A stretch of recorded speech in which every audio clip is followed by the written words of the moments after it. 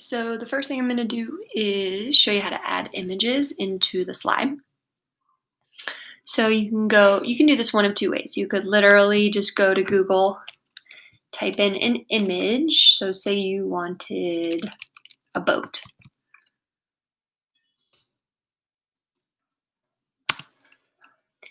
And I'm going to type clip art because I like the cartoony versions. So say I really liked this boat, I could just right click, copy image, go to my assignment, right click, paste. Okay, so that's one way you could add an image. The second way you can add an image is going into Insert, Image, search the web, and it will actually just pull up a Google toolbar next to you. And in here you can search for images, and this is essentially the same thing as you were just doing, but it just does it inside of the assignment. So maybe I want like an ocean background. Okay, so I would choose one, and again, these are all like actual pictures, and I personally like cartoon ones, so you could put clip art or even cartoon, and it'll pop up like more like a cartoony comic book look. So say I like this one. I would click on it, add the little check mark next to it, and then click Insert. And then it adds in the picture. One thing you can do once you have your images is two things. Like you can resize them, obviously. Sometimes like some images get a lot of white space around them, and I like to cut off that white space. So to do that, you double click your image to get this like black kind of dash line around it, and then you can resize it, and that'll actually cut off some of the image. Okay, so like now I just cut off some of my boat. Or for example, in this picture, see how there's like text there at the bottom? I could get rid of that by double clicking it. So I get the black dash border, and then I could resize it up past the text, click outside of it, and now my text is gone. One other way you can add a different type of image to your assignment is by adding images that have a transparent background.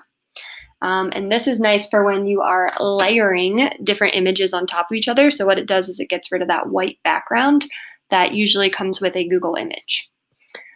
So what you have to do is go into Google, type in the picture you want. So again, let's say we're looking for a boat. I'm going to type in cartoon boat.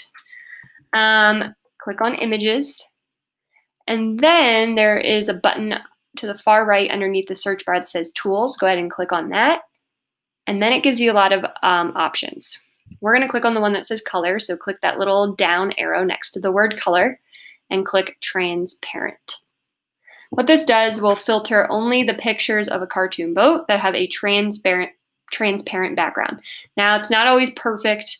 You may get a few that don't fit this category, but it's just kind of trial and error. For the most part, though, they should be good. So for example, let's say I wanted this image. So I click on the image I want. Just the fact that it has this kind of checkered board background probably means it's good. I'm going to right click copy, go to my assignment, right click paste, and there you can see already that it doesn't have a background. It has that transparent background, and when I layer it, it just looks nicer and cleaner. Okay, so that's a way for you to get good images to layer on top of each other. One other thing I want to show you is just kind of how I personally would found a nice oil icon that I used. So you could type in not oil, but like a blob cartoon.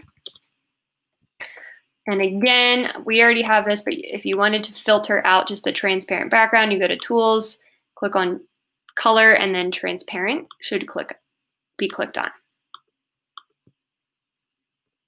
Okay, and now what you have is a bunch of blobs that you could probably use. They kind of look like oil spills. Again, this is not the right way or the wrong way to do it. It's just something I wanted to show you real quick. So for example, say I liked this weird looking thing. right-click copy, go to my assignment, right-click paste. And again, it has that transparent background, which is nice for layering. Okay, so now it's red, which isn't ideal for an oil blob. But what I can do is when I click on it and go to Format Options, I can go to Recolor.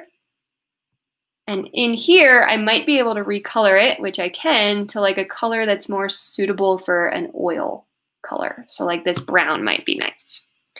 Okay, so that's another way that you can find, just maybe you're looking for an oil image that might work for you.